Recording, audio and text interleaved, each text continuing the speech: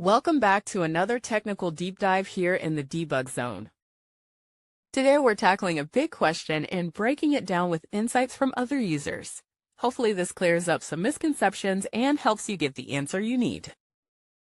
So buckle up, stay a little curious, and let's jump right in.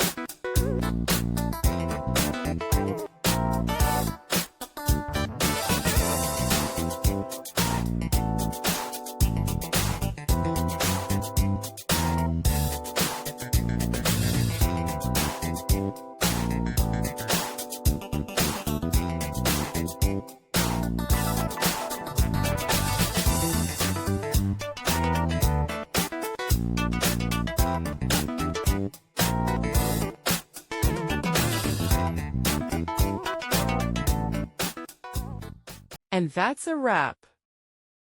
I hope you found the answer you were looking for. If you did, take a second to hit that subscribe button. It really helps out. And let me know in the comments which solution worked best for you. See you next time in the debug zone.